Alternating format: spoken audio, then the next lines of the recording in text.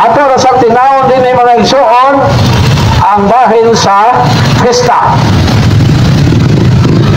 Mga igsoon, ang mga non-Catholics muatak sila sa pista.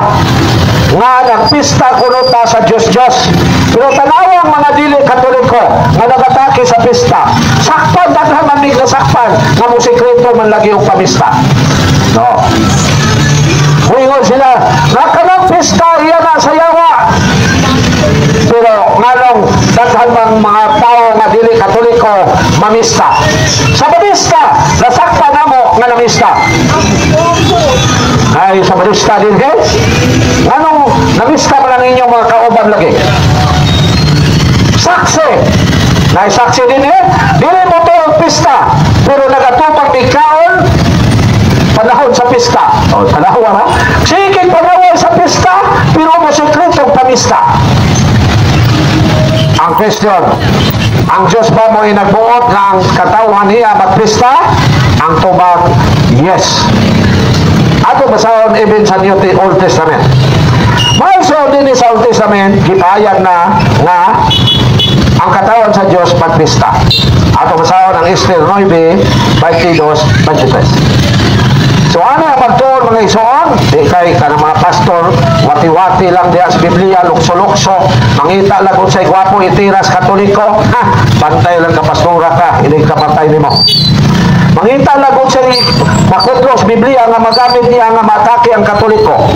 So gingon din Esther 9, 22, 23. Kay Aki, sa 21, ngatos 22, dahil no, 21 ngatos 22. O sila iyang gipaymanguan sa pagsaulog sa ika-14 o ika-15 kaadlaw sa bulan sa Adar, tuig-tuig. O sa ng Adar, o sana sa bulan sa Jewish calendar. 22. Kay mao kini ang mga adlaw nga naluwas sila sa ilang mga kaaway ug mausab ang bulan nga ang ilang kaguol giilisag kalipay o kasadya ug busa angay na kining maong mga adlaw himuong pangilin. Tanawa unsa man ang pangilin? Sa English, feast. Sa kinat sila, festa. So nga himuong pangilin ang duha ka adlaw nga naluwas ang katawan sa Dios. Unsa pay gingon? Ug mausab ang bulan nga ang ilang kagol gili sa kalipay ug kasadya. Okay. Kasadya mga adlaw nga sila magregaluhay og mga pagkaon. Tanawa. Ang pesta mao ni ang panahon nga moregalo tag pagkaon sa ato isig katao. Imagine mga igsoon, ang Christian, ang katawan sa Dios kung magpista, ang uban mag-ihaw baka, mag-ihaw baboy, maglitson pa. Ipakaon sa mga tao nga dili kaila. Na ay kaila, pero ipakaon po sa dili kaila. Basta-basta na. Basta-basta lang gibuhat sa mga Katoliko nga inigpista, mag-ihaw baka, maglitson pa, apilong kaon ang dili Katoliko nga nanaway sa pista. Kung nagingon mga igsoon, may pay matukan. Joke lang. Ang mga protestante mo saway sa mga Katoliko kung magpista, pero mo sekretong pamista. Pagtanaw sa litson, tanaw ni mo, wala, nagpanulong. Kakaunon. Lamang din nasakpan ang pista. So, ang pista, magregaluhay ang pagkaon. Tanaw ang pista. Ang uban, ang humba, halos di na usapon. Litson nagtulon, kay tagsa rin tao. Mukuha ang litson, halos tagsa ka kilo. Di na usapon, litson nagtulon. Gibayaran ba na nila? Wala.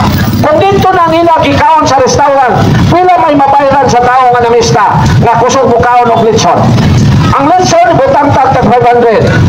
So, kaon na limong libre tungkol kay ang mga Katoliko magpista. Kaon humpa na 2x2 ang size. So, mudawat ang mga non-Katolik sa Katoliko nga magpista, pero musikreto pamista.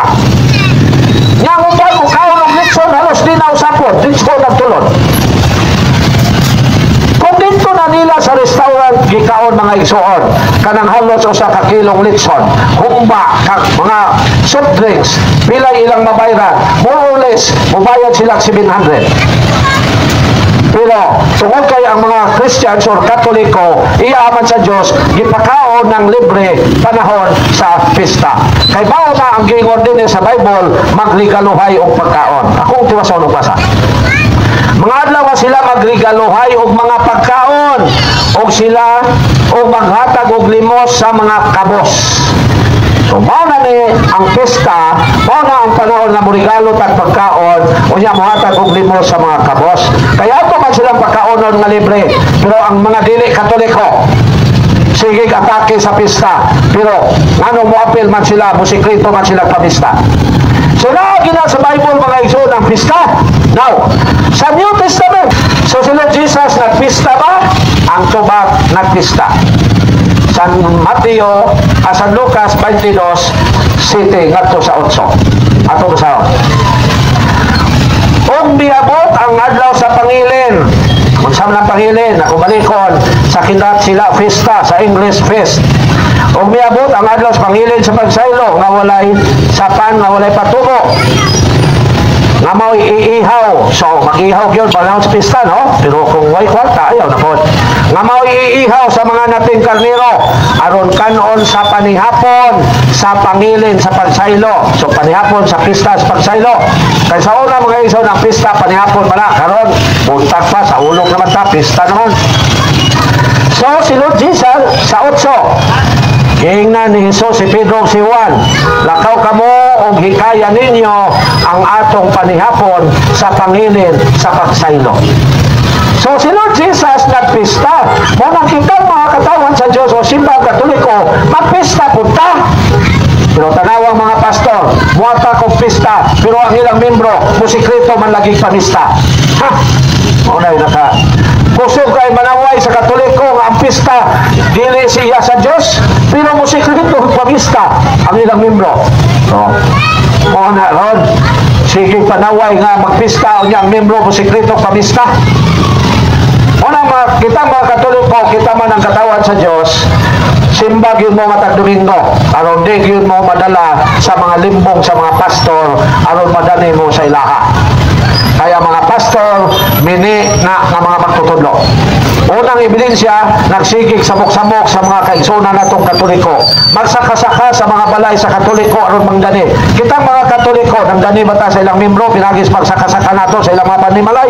Wala! Nga naman, nagrespeto pa nila. Pero mga pastor, nirespeto ba sa mga Katoliko? Wala! Sige mo na sila saka-saka, musikreto mo na sila saka-saka sa mga balay sa Katoliko aron manggani. Labi na Katoliko nga may simba-simba, kay musimba lang og maglinog og magbagyo, mo na paborito sa mga pastor nga ganihon. Pero kita mga Katoliko, nang nagsaka-saka bata sa mga balay sa ilang membro aron natong ganihon? Wala. Why? Because we respect them. Because we have freedom of religion.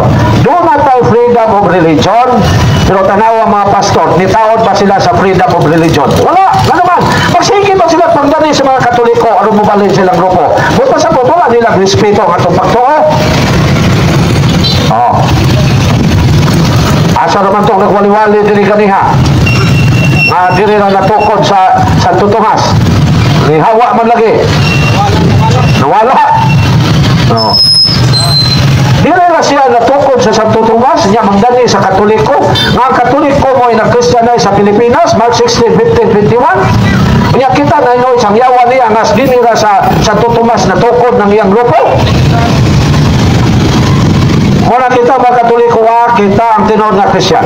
Pag-ingon ka ni Christian, that is the Roman Catholic. It is the Roman Catholic Church. So ayaw yung mo padala ng mga pastor, kay mini na sila nga mga magtutudlo. Ebidensya, nagsigig pagdani sa mga Katoliko sa kasakang mga balay, aron magdani nga mubalhin sa ilang grupo.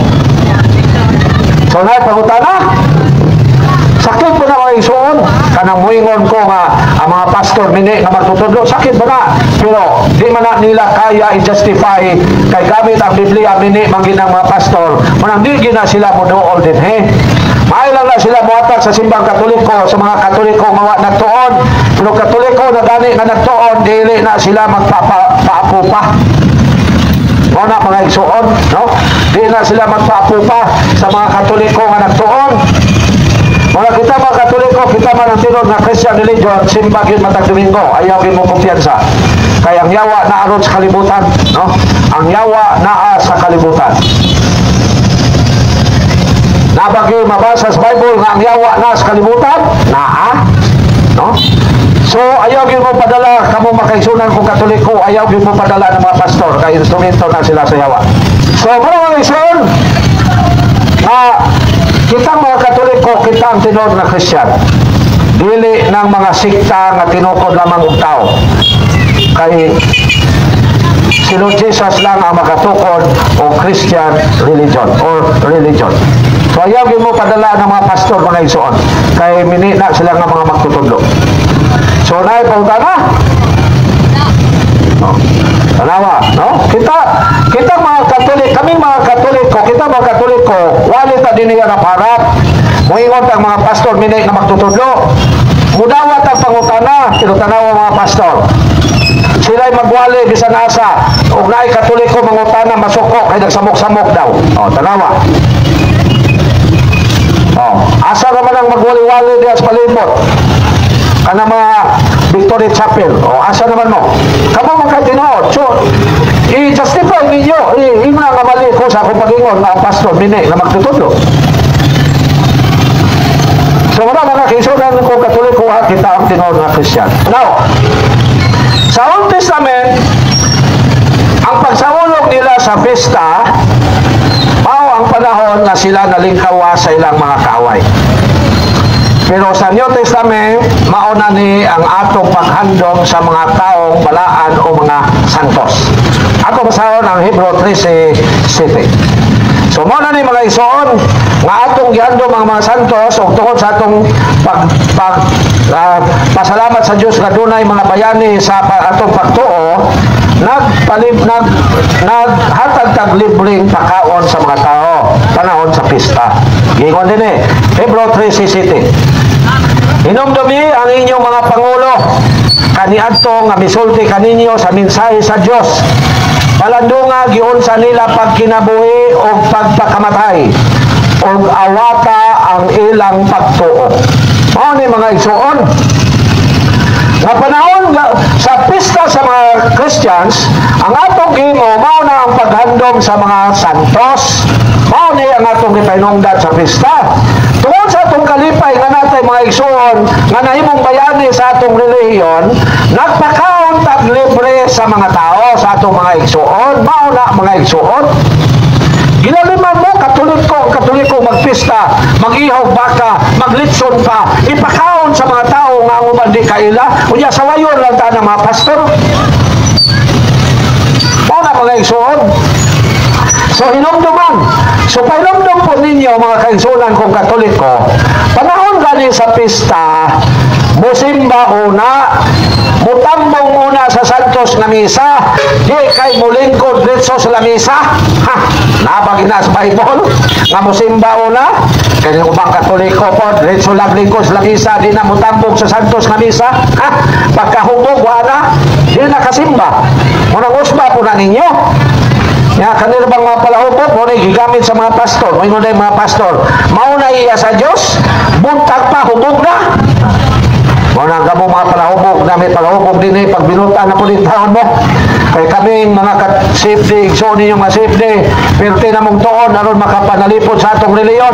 Pero kini mga palahubog, sige po, hubog-hubog mo nang nadawat atong reliyon. May paiwa na ipaligyang tuba, taduay, umbira ng tabaho. No? Ay sige lang hubog-hubog, wala maghuna-una sa iyang pagtuo. Now, sa gingon din musimba batauna panahon sa pista, ato masahon ang Juan 12:20. Gingon din Juan 12:20. Tambong sa santos na misa, ipaulahi ang lamisa. Pipila ka mga Grigo na hiuban ni atong nanungas nato sa Jerusalem aron pagsimba panahon sa pangilin. So simba kita panahon sa pista, pangilin, pista man lang sa kinat sila. Dili kay mulingkod una sa lamisa. Unya tagay dayong tanduay. Usaw ni mo pagsimba nga nahupog na mahupog magka. O nang simba una tambong sa santos nga misa, ipaula misa. Sabi niyo bang mga Katoliko magtanaw sa humba? Ha, di naman kauna-una simba, tutok naman sa humba. Ha? Marang bispiras pa hukog na. Marang kita mga Katoliko, kita man ang dinood, inipanahon sa pista, simba o natambong sa Santos nga misa, di kay lingkod dito sa misa, tagay og kanduway, usap og humba. Palahin ha? Ona mga igsoon. So, simba o na, tambong sa Santos nga misa, o na'y buhaton. Pag humad misa, adi nakalingkod sa lamisa, bahalag pila ka kilong litson ni mo usapon, bahalag ka ng humba din na ni mo usapon, litson na lang tulog. Basta kay nakasimba una ka sa Ginoo mga igsoon. Nakasimba ta mga igsoon. So ang pista, naana sa Bible. No? Naana sa Bible. Kay kita, simba, Katoliko man mo yung tinuod, natural na lang, ng iyang ipanudlo, bisag dili mabasa tanan litra por litra sa Biblia, naa sa Biblia.